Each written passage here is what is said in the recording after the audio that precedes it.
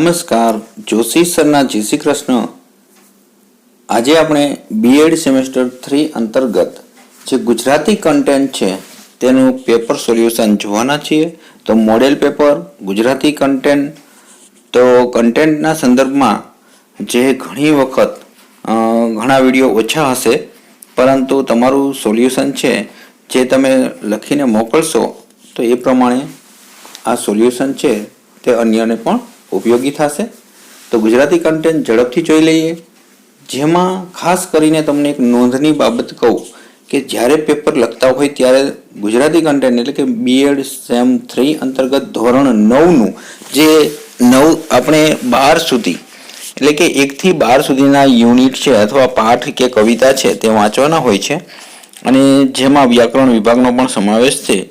તો ખાસ કરીને કર્તા કૃતિ સાહિત્ય પ્રકાર, જેમ આપણે એસએસસી બોર્ડમાં પ્રશ્ન લખતા અને જો ખબર હોય તમને કે સાંજ સમયના દ્રશ્યનું કાવ્યના આધારે લખો, તો આવા 2 માર્કનો પ્રશ્ન હોય તેમાં જરૂરી નથી. પણ જ્યારે માનો કે મોટા પ્રશ્ન પૂછતા હોય કે ગુર્જરીના ગૃહકુંજે કાવ્યના આધારે ગુજરાતનું ગૌરવ દર્શાવતા મુદ્દા લખો, તો એની કૃતિ છે કઈ થશે? ગુર્જરીના ગૃહકુંજે.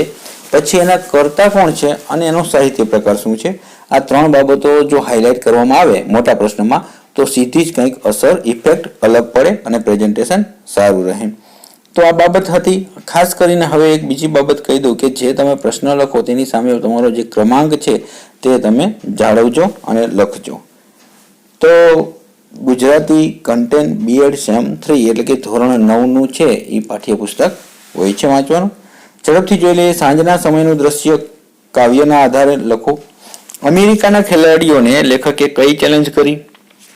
પ્રાચીન સમયના કોઈ ઋષિ આજે આવે તો શું કહેશે? વિરુદ્ધાર્થી શબ્દ લખો. સ્વાધીનતા, ઝેર, આજ્ઞા અને સંધ્યા. તો આ 4 પ્રશ્ન આપણા પૂરા થઈ જાય છે. આ 2 માર્કના. હવે 3 માર્કમાં એટલે કે પ્રશ્ન બીજો કે જેમાં નીચેનામાંથી કોઈ પણ 4 પ્રશ્ન આપણે લખવાના હોય છે. હવે પેપર સ્ટાઇલ 2023માં બદલાઈ જશે, પણ જે વાંચવાનું છે એ તો ધોરણ 9નું જ અને આ રીતના જ પ્રશ્ન હશે. તેમાં પેપર સ્ટાઇલમાં જે અમુક જે ચેન્જ થયા છે તેનો વિડીયો છે એ તમારે આવનારા સમયમાં કામ લાગશે. બાકી અત્યારે તો છે એ આ જ પેપર સ્ટાઇલ 2022માં રહેલી છે. જેમાં સાંદીપની ઋષિની ચિંતા તમારા શબ્દમાં વ્યક્ત કરો. ઘરની અડવી ભીતો શણગારથી કેમ શોભવા લાગી? મરજીબિયાની સફળતા પાછળનું રહસ્ય તમારા શબ્દોમાં લખો. માર્કેન્ડેય ઋષિની કથા તમારા શબ્દોમાં આલેખો. દવાખાનાનું વર્ણન લોહીની સગાઈ પાઠના આધારે કરો. અને ત્યાર પછીના પ્રશ્ન છે નિબંધલક્ષી પ્રશ્નો. તેમાં ભારતીય સંસ્કૃતિની સિદ્ધિ પાઠમાંથી ભારતીય સંસ્કૃતિની વિશેષતા લખો. નીચે આપેલ રૂઢિપ્રયોગોનો અર્થ આપી વાક્ય પ્રયોગ કરો, જેમાં ઉપર ઉઠવું, ભોગ ભોગવવા. ગુર્જરીના ગૃહકુંજે છે કાવ્યના આધારે ગુજરાતનું ગૌરવ દર્શાવતા મુદ્દા લખો. ગોપાળ બાપાનું પાત્રલેખન કરો. ત્યાર પછીનો પ્રશ્ન ચોરી અને પ્રાયશ્ચિત પાઠના આધારે ગાંધીજીના જે ગુણો છે એનું વર્ણન કરો. તો આ છે બીએડ સેમેસ્ટર 3નું એટલે કે ધોરણ 9 તમારે જે પૂછાય છે એના 1 થી 12 યુનિટમાંનું એક આ પેપર. હવે એનું સોલ્યુશનની 2 માર્કના સંદર્ભમાં ચર્ચા કરી લઈએ. સાંજના સમયનું દ્રશ્ય કાવ્યના આધારે આલેખો. તો સાંજના સમયે કૃષ્ણ વૃંદાવનથી આવી રહ્યા છે. કૃષ્ણની આગળ ગૌધણ છે, પાછળ સાજન છે, ગોવાળોનું વૃંદ છે. શ્રી કૃષ્ણએ મસ્તક પર મોર મુગટ ધારણ કર્યો છે અને કાનમાં કુંડળ ઝૂલે છે. શરીરે પિતાંબર અને ફૂલની પછેડી પહેર્યા છે. આ પછેડી ચુવા ચંદનની સુગંધથી મહેકે છે. તો આ રીતે સાંજ સમય સામળીઓ જે કાવ્ય છે એના આધારે જે સાંજના સમયનું છે એ રીતનું વર્ણન રહેલું છે. ખાસ કરીને કન્ટેન્ટમાં થોડું ધ્યાન આપજો. એમાં જે લખેલું હોય પાઠ અથવા કવિતામાં તે જ તમારે લખવાનું હોય છે, તેમાં કંઈ બીજું મૌલિક ચાલે નહીં. ત્યાર પછીનો બીજો પ્રશ્ન હતો અમેરિકાના ખેલાડીઓને લેખકે કઈ ચેલેન્જ કરી? તો લેખકનું કહેવું છે કે ઓલિમ્પિક વાળા કેળાની જો છાલ ફેંકની સ્પર્ધા રાખે તો ભારતીય ખેલાડીને સુવર્ણ ચંદ્રક મળે. આથી અમેરિકાના ખેલાડીઓને લેખકે ચેલેન્જ કરી કે તમારામાં તાકાત હોય તો અમારી જે માએ જે તમારી શેરસૂંઠ ખવડાવી હોય અથવા ખાધી હોય તો ઓલિમ્પિકમાં કેળાની છાલ ફેંકની જે સ્પર્ધા છે એ રાખો. આમ કરીને કટાક્ષમાં કહેલું છે. ત્યાર પછીનો પ્રશ્ન 2 માર્કના સંદર્ભમાં ત્રીજો, વિરુદ્ધાર્થી શબ્દ આપો. પ્રશ્ન જોઈએ તો સ્વાધીનતા તો પરાધીનતા, આજ્ઞા તો અવજ્ઞા, ઝેર તો અમૃત અને સંધ્યા તો ઉષા. આ રીતના સમાનાર્થી અથવા વિરુદ્ધાર્થી પૂછાઈ શકે છે. ત્યાર પછીના સંદર્ભમાં વાત કરીએ તો સાંદીપની ઋષિની ચિંતા તમારા શબ્દમાં વ્યક્ત કરો. તો સાંદીપની ઋષિ ગામડેથી પાછા ફર્યા ત્યારે તેમને જાણ થઈ કે જે ગોરાણીએ છે કે કૃષ્ણ અને સુદામાને જંગલમાં લાકડા લેવા મોકલ્યા છે. તો આ સમયે મુશળધાર વરસાદ વરસતો હતો અને તે બંને ક્યાં અટવાયા હશે તેની જે ચિંતામાં છે સાંદીપની ઋષિને સતત રાત્રે ચિંતા થઈ અને તેને છે તો તે ચિંતા થતા જ તેને ગોરાણી ઉપર છે પહેલા તો ગુસ્સો કર્યો અને પછી તરત જ તેઓ વરસતા વરસાદમાં કૃષ્ણ અને સુદામાને જે છે જંગલમાં શોધવા માટે નીકળ્યા. ટાઢમાં ધ્રુજતા કૃષ્ણ અને સુદામાને જોઈને તેમને આલિંગન જે લીધા અને બંનેને આશ્રમમાં લઈ આવ્યા. તો આ છે આપણે કહીએ કે 3 માર્કના સોલ્યુશનના પ્રશ્નોમાં આ પ્રશ્ન પૂછાઈ શકે કે સાંદીપની ઋષિની ચિંતા તમારા શબ્દમાં વ્યક્ત કરો. ત્યાર પછીનો પ્રશ્ન છે ઘરની અડવી ભીતો હવે શણગારથી કેમ શોભવા લાગી. તો ઘરની ભીતોને પુત્રવધૂની આંગળીઓનો સ્પર્શ થયો એટલે ઘરની ભીતો આજ સુધી સૂની અડવી હતી, પરંતુ હવે પુત્રવધૂની આંગળીઓનો સ્પર્શ થતાં જ તેઓ ભીતોએ જાણે સૌંદર્ય શણગાર સજ્યા હોય એમ ઉઠી અને પુત્રવધૂના આગમનની એટલી પ્રબળ અસર પડી કે નિર્જીવ વસ્તુઓ પણ જાણે પ્રાણ પુરાયા. ઘરનું વાતાવરણ જીવંત બની ગયું. ચાલો ત્યાર પછી જોઈએ મરજીવિયાની સફળતા પાછળનું રહસ્ય તમારા શબ્દમાં જણાવો. તો મરજીવિયા સમુદ્રના તળિયેથી મણીમોતીનો ખજાનો મેળવવામાં સફળ થાય છે કારણ કે દ્રઢ નિશ્ચયી છે, એમના હૃદયમાં ઉત્સાહ અને આંખોમાં તેજ છે, એમના અંગે અંગમાં અથાગ બળ છે. તેઓ પ્રિયજનોના આંસુ કે શિખામણથી સહેજ પણ વિચલિત થતા નથી. એમને સમુદ્રની વિકરાળ અફાટ ગર્જનાનો પણ ડર લાગતો નથી. તેઓ સાહસી છે એટલે જ જીવનું જોખમ ખેડવા તૈયાર થાય છે અને મૃત્યુના મુખ સુધી પહોંચવાનું બીડું ઝડપે છે.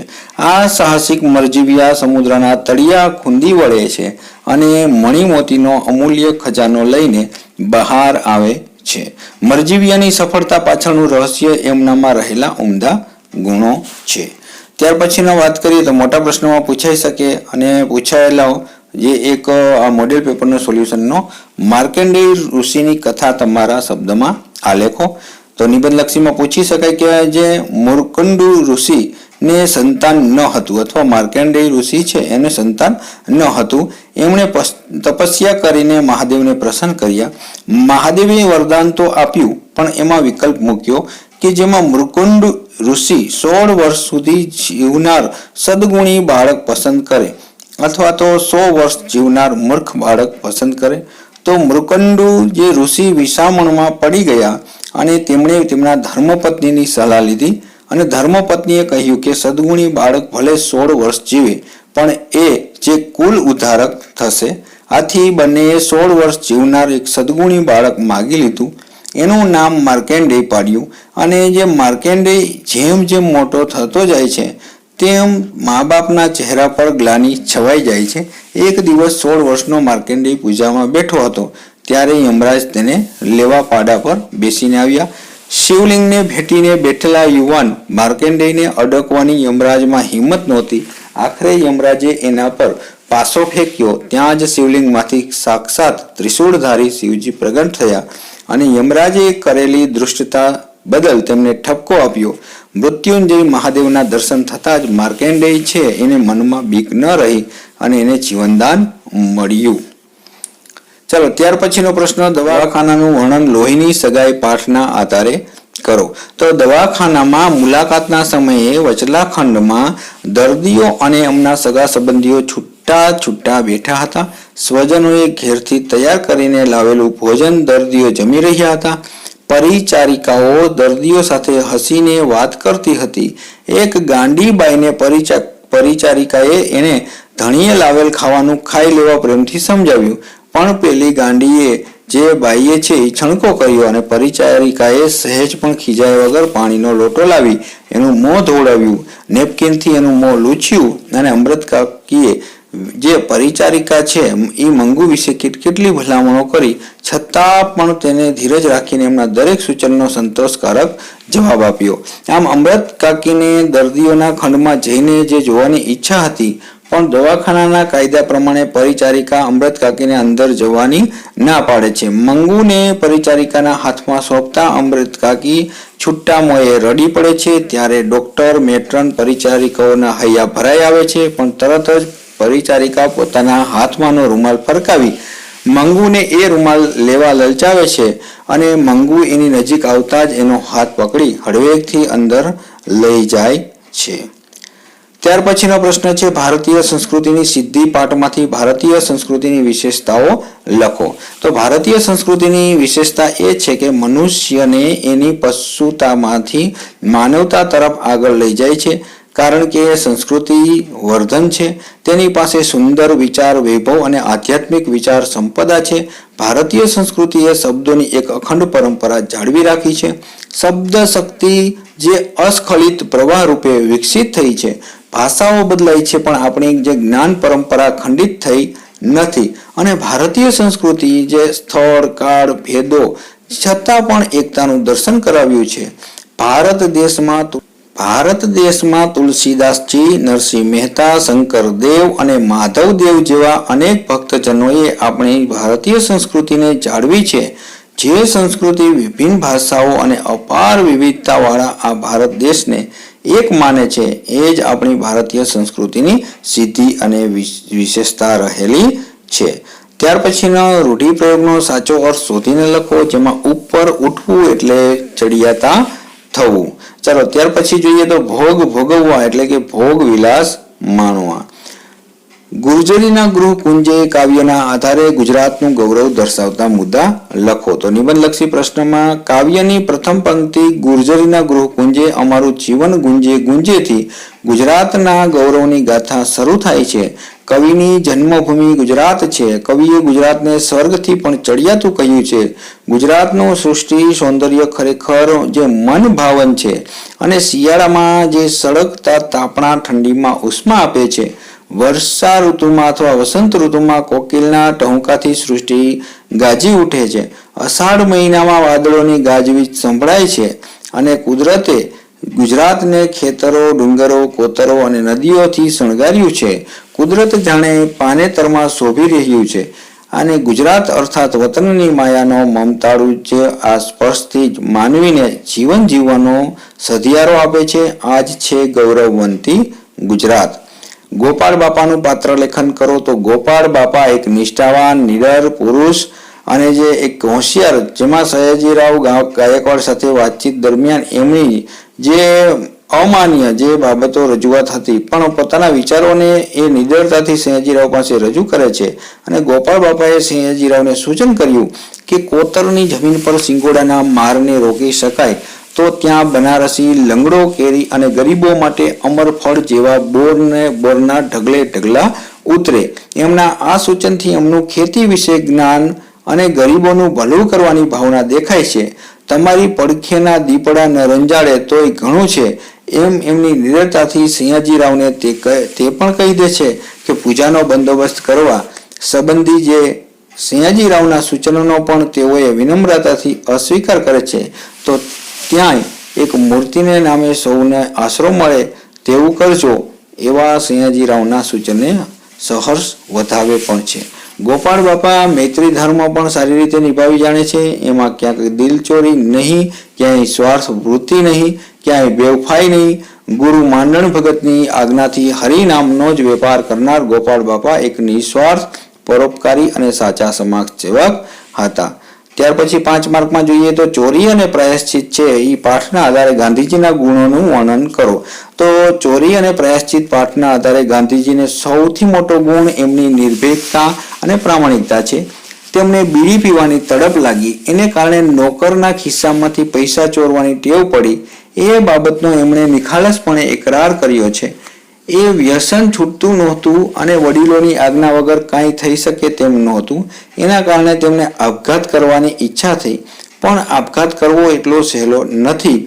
એની પ્રીતિથી થતાં જ એને વિચાર પડતો મૂક્યો અને તેમજ ભાઈનું જે કરજ ચૂકવવા માટે ભાઈના સોનાના કડામાંથી એક નાનો ટુકડો કાપી કરજ ચૂકવવામાં ભાઈને સાથ આપ્યો. આવી અનેક બાબતો તેમના મનમાં ખટકતી હતી. એ માટે જોખમ ખેડીને પિતાજી પાસેથી દોષ કબૂલ કરવાનો ગાંધીજીએ નિર્ણય લીધો.